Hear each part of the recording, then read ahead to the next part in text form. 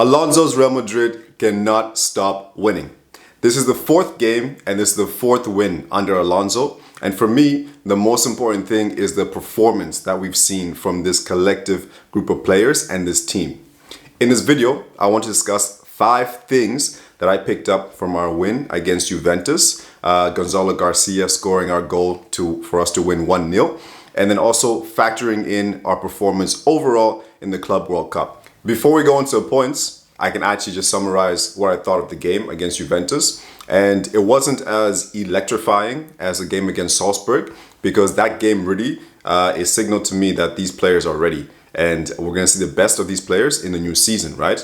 And in the first half of this game against Juventus, at the beginning I was a little bit, I wouldn't say disappointed, but I wasn't happy with our performance. I wasn't happy with how we started because it was really slow.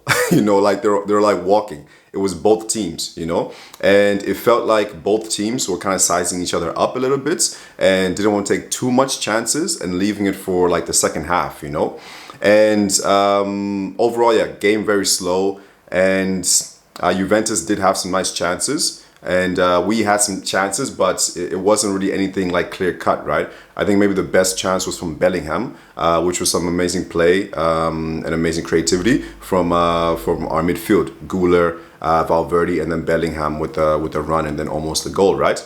But for example, like Juve were quite effective when it came to actually beating our press. And even though in the first half we weren't really pressing that aggressively, like we've actually seen Madrid doing, it just felt a little bit more passive, And I didn't think we'll see that in this game against Juventus, but maybe it makes sense because we're playing a better team. So I think we're still kind of seeing, how good are our team right now, and how well are they actually adapting to everything that Alonso's telling them, right? So first half finished, thank goodness, and then second half. We now actually start to play. The first 10 minutes was electrifying. Like it was, not electrifying, but it was much, much better, right? We saw what we saw against Salzburg. We're actually pressing. We're actually pressing, have our pressing triggers and everything. And we're a lot more aggressive, which I want to see Madrid being, right? In the right moments. So we saw a lot more runs from Valverde, from Bellingham, from all these players, and Vinnie as well, also stepping up as well. So I think, like off the ball, there seems to be like a lot more runs from these players, and I think it's honestly something refreshing to see, because I feel like the previous season, for example, players were kind of running by themselves. They might beat a player and then run on the width, but there was no other players coming in to support them, or they were coming in too late, So I felt like because we didn't really have like a clear system, then players were a little bit slow in actually going forward. But now what I'm seeing a lot is like we're on the ball and then we have like four or 5 players like in the box ready for that header, right? And that's where the goal came from Gonzalo Garcia. So it's really refreshing to see how, like, even though playing against Juventus was a lot more tough and a lot more challenge from Madrid. Madrid in the second half, they were finding ways now to break them down, right? So not just relying on the long shots from Valverde and Bellingham and I think possibly Tchouameni in the first half, but now actually breaking down teams. So I think in the second half we really saw, this Madrid is serious, right? Point number 1. Okay, so in this game, what I saw was with this current system that we have and with the performance overall in the Club World Cup, there's been 3 players who I feel seem to be quite integral to how we're playing at the moment, right? And that is Chumameni, Valverde, and Guler, right? They're all bringing their own abilities and they're being played in different roles than we saw, for example, last season, right? So, for example, like Tchouameni, he's playing in this position of like a quasi pivot, a quasi center back. And later on in the second half, he was moved to the right side of of defense. So he's being quite fluid with Tchouameni, right? He seems to be the cornerstone of this system, which is quite interesting because over the last maybe 3 seasons, like Chumameni hasn't really like excelled, you know, at Real Madrid.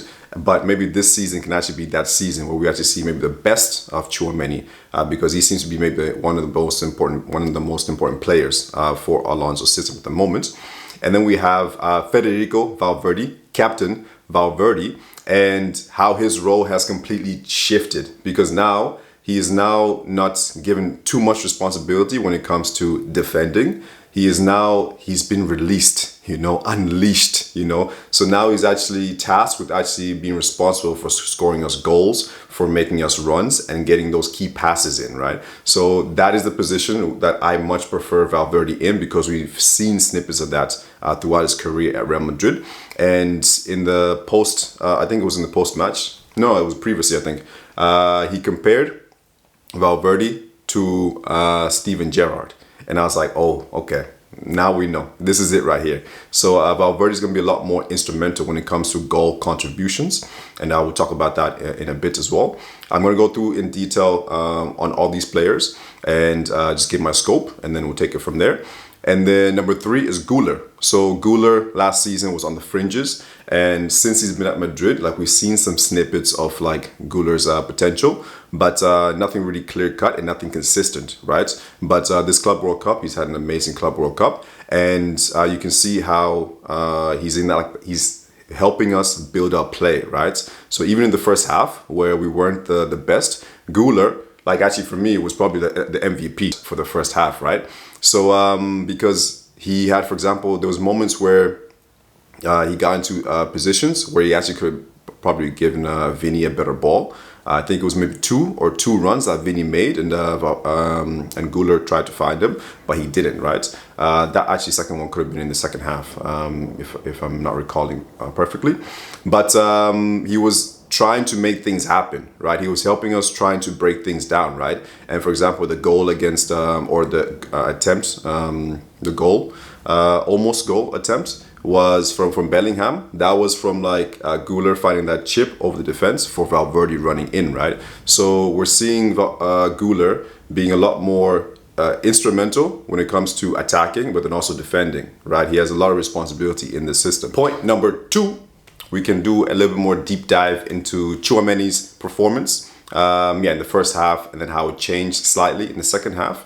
So yeah, Chumameni, Alonso said it before that he is the cornerstone of this Madrid side, and we have pretty much seen that in this Club World Cup, because it seems he's probably like the first name on the team sheet, it seems, because now, for example, the rest of the back line, everyone is kind of like revolving around him, right? So for example, sometimes he's in that pivot position, sometimes he's dropping back, and we saw that quite a bit like in the first half. And he's tasked with building up play from the back. And now when he has the ball, he has a lot of options, right? So he has a lot of options in the middle, he has an option to the width, and he can find those passes, right? The first half, Chouameni defensively would sit in that position, and then Rudiger, for example, was actually tasked with then going forward and being more aggressive on Chumameni, right? So, and that completely shifted in the second half. Like a few more minutes. It was after the goal, actually, after Gonzalo Garcia scored the goal.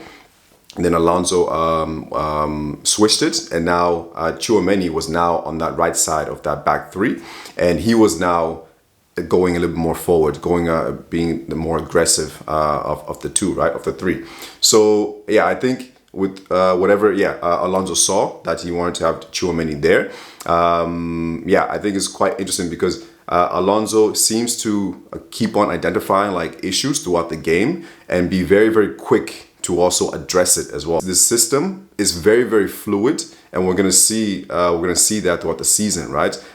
It's gonna be adapting depending on the game, and it's going to be adapting depending on how the game is going, right? And Chouameni's position is also going to be adapting as well. And the thing with Chouameni is that defensively, there was, for example, some mistakes he made. For example, like in the first 6 minutes when Mwani was almost like, yeah, it was on through on goal, his chance in the very beginning. He was not aware of Mwani's run, right? And Rudiger was busting a gut trying to get back, even though he was also initially like in the wrong position, right? But we had 4 defenders back in that play, and how Mwani gets through, that shouldn't really happen, right? So I think Chouameni's position there could have been a lot better, but then also I can say the same for Rudiger, and then also possibly Hausen as well, right? Because it was actually at that point it was 2 against 4. There had 2 attackers coming against us, and we had 4 defenders back there, right? So yeah, those things are going to be improved throughout the season, right? And we're going to see that. Chumameni will be instrumental in our attack as well, right? So building up play, but then also when he's in the final third. So we saw him putting in a couple of crosses into the box, and we also saw him shooting from outside the box, and we know he has that talent, right? And on top of that, he's also a goal threat when it comes to headers, when he gets in the box, right? Whether it's from corners and things like that. So this season could be actually really like a breakthrough season for Tchouameni. Point number 3 is Captain Valverde, and how his role has shifted completely from anything that we've seen before, right? So in this Club World Cup, we have seen Valverde playing a lot more forward, and we've seen him contributing a lot more when it comes to goals and when it comes to key passes, right? And this is the position I've always wanted Valverde to play in, for him to not be an anchor, for him not to be a backup covering for other players, but for him to actually go up forward, the progressive carries, to have shots on goal, and to run, because he has unlimited energy, and we could really use that in attack, right? He's one of the best when it comes to ball carries and when it comes into running into space, right? So we actually want to see a lot of that. I want to see a lot of that. And Alonso said it. He said, for example, like that Valverde, when it comes, you don't want Valverde with his back against the goal. You want him actually running into those spaces, right? He compared him to Steven Gerrard, and I was like, yes, that is it. So this gives us, this pretty much tells us what Valverde's role is going to be in this new season, and it's already having an effect. We know his ability, and now he has these instructions from Alonso. So we're really going to see Valverde step up and take that responsibility, right? So even in the game, like I could see he was actually frustrated, especially in the first half, because he had some chances, long shots here and there, and he was frustrated that he hadn't scored. And I was like, this is actually amazing that we have now Valverde wanting to score, right? And now actually it's in his mind, okay, I haven't scored, I want to score, right? So we're really gonna see Valverde when it comes like to goals, like probably his best season. In the game, we saw him making those runs forward and causing a lot of trouble for Juventus, right? Whether it was him shooting from outside the box, or whether it was him running past the defense or getting into the box, he was a lot more lethal, and he had created for himself like quite a lot of opportunities, right? Then he had like the bicycle kick attempt and everything. So yeah, this season Valverde is going to blow up, but I think that's going to be the case for a lot of these players at Madrid. We're really going to see each of their abilities fully utilized at Real Madrid. Point number 4 is Guler.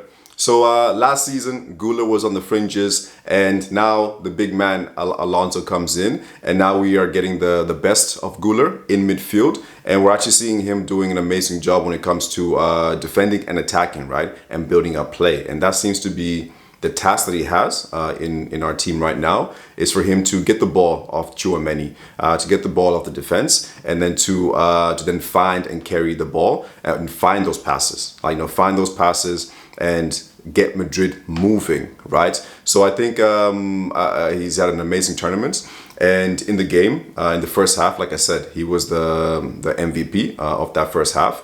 Overall in the game, yeah, that was Valverde with all the runs and the threats he was against Juventus. But Guler, with his trickery, we're seeing him finding those passes, looping all the defense, having a shot, almost went in.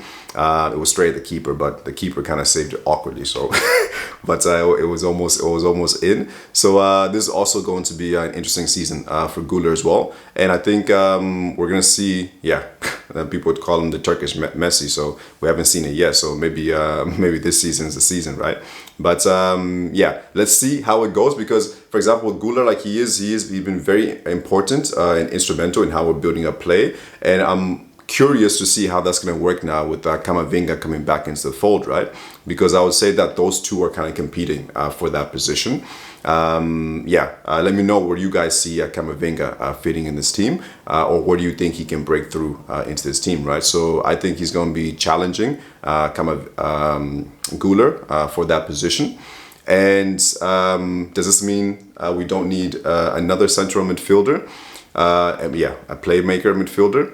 I would still think that we do. So I think if we can get one, a top quality one, let's get him to compete for that position, right? Because it's going to be a long season, a lot of games. Alonso already said he's going to be using the squad, so this is also refreshing, because now we're actually going to see more games from the players who didn't play as much last season, right? Endrick, Guler, Gonzalo Garcia coming into the first team, Brahim getting his chances, and let's see what happens with Rodrigo, whether he stays or he goes. But I think we're really gonna see every player, who is performing well, get those chances, right? So I still think in that midfield, we could use another central midfielder, but for now, like, Guler is honestly performing well. So if he performs like this the rest of the season, then he's going to be challenging for that position. And the thing is, like, for example, if we don't get a central midfielder, it's like, okay, Guler's performing well, but at the same time, he's still quite young, right? So he's going to have his up and down days, right? So can we really put a lot of responsibility on him, like we can, for example, Bellingham and even though they're the same age, right, but just different calibers, and Valverde, right? So I think it's just a different kind of responsibility for Guler. Guler, we just need him to keep progressing and keep putting in those performances, and I think this season he can do that. Before I go into point number 5, I want to also mention as well some pro performances from Vinnie. I thought he was making some really nice runs, and he is adapting to Alonso's instructions, and he is playing completely different, right? So even from, for example, the first game against Al Hilal, Vinnie was poor, playing like he played last season. But in these last 3 games now, we're really seeing Vinnie playing a lot more differently, right? And also as well, like, just using the options around him, right? So he's using Fran Garcia a lot more, right? Trying to find Fran Garcia. Still looking for Mbappe when he comes on and everything. So he's adding more tools to his game, because last season he was just like way too predictable. But now he's now playing a little bit more smarter. So this is really good to see. And then as well, Gonzalo Garcia, stepping up, and he's really performing well, and I think he's going to be here in the first team for Real Madrid, and it's going to be really interesting us having 3 top strikers, right? Mbappe, obviously, the king of that position, and then now we have Gonzalo Garcia knocking on the door, because if he's putting in performances like this throughout the season, then he is going to get the game time. Alonso said he's going to use the squad, right? And Mbappe is not going to play every single game. Or, for example, Vinnie as well, right? Because now Mbappe can also move to the left. And then now you have Gonzalo Garcia there in the center, because he's now giving us that option to play off, right? So that can be for Mbappe, that can be for Vinnie. But he's really staked claim that he's going to be actually very important for this Madrid side, right? Because no other player can kind of offer what he's offering. Endrick is also, I think, an amazing striker, but he's a different type of striker, right? So this is also putting competition for him as well, right? Because I like Endrick, but now, for example, like with this competition from Gonzalo Garcia, he also now has to step his game up, right? He's going to get more game time, but now you have to prove that you're ahead of him, and start challenging to actually get into the first team, right? So some interesting things coming up for Real Madrid, and we're seeing so many players just getting better, right? And yeah, for example, like Rodrigo, he's not getting the minutes. So yeah, it's not looking like he's going to stay at Madrid. I don't know. But yeah, he hasn't been getting that much minutes in this Club World Cup, not since the first game. And I think, yeah, maybe Alonso's already seen something that, yeah, these front three does not work. I've been saying it for so long that these front three do not work. But yeah, maybe as well, like even if he stays, like it is also another way to play, right? So maybe they can learn, but we'll see. All right, let's go into point number 5, which is going to be Valverde, again, Captain Valverde, and Bellingham, and how I think these two are going to have probably their best season ever, under Alonso. And the reason I'm saying this is because in this Club World Cup, we've already seen Valverde being played a lot more forward. We've seen Bellingham, attacking midfielder, central midfield. It's a lot more fluid, right, with our midfield and our team in general. But yeah, Bellingham is in much better positions than he had been like last season. When it comes to attacking, he's making intelligent run and proper runs into the box for players to find him, right? And he's also now getting into positions where he can now actually distribute the ball. Like he gave some really nice passes to Vinnie, right, to set him off. So he's now being played, in these different positions, whether it's up front a little bit on the right, whether it's coming back centrally and distributing those balls like to Vinnie on the counter, on the transitions, and then also defensively as well, right? I think the thing that's really working now is actually the team collectively is improving, and we're seeing individually these players getting better, right? Because now not one player is doing too many things, right? We're not having Valverde running aimless, running everywhere on the pitch, and we're not having Bellingham running aimlessly, right? So Bellingham's best season was when he first came to Real Madrid. And in that season, like goal contributions were off the chain. He had 36 goal contributions in all competitions. And Valverde, his best goal contribution was actually the year before Bellingham came, right? When Ancelotti gave him the challenge of scoring like more than 10 goals, right? And he scored those 10 goals. But he also got assists, right? So he had like 19 goal contributions like that season.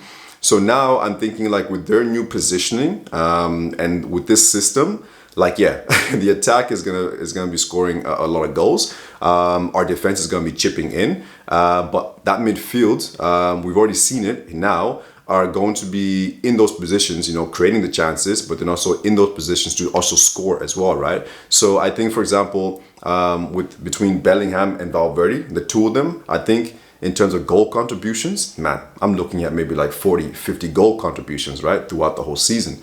Bellingham is going to be out for a couple of months with his shoulder surgery. So but I think when it picks up a little bit, like he will get back to his best.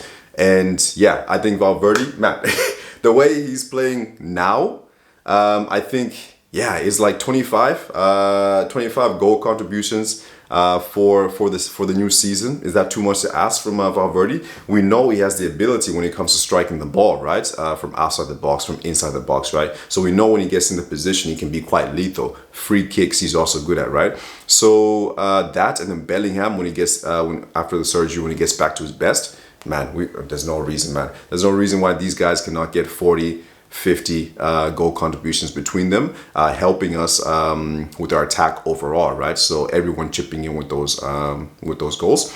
And for example, like with Leverkusen, Alonso's team, when they won the treble, it was, what's his name? Florian Wirtz. He had like 38 goal contributions in that team, right? And then the rest of the midfield were chipping in a little bit.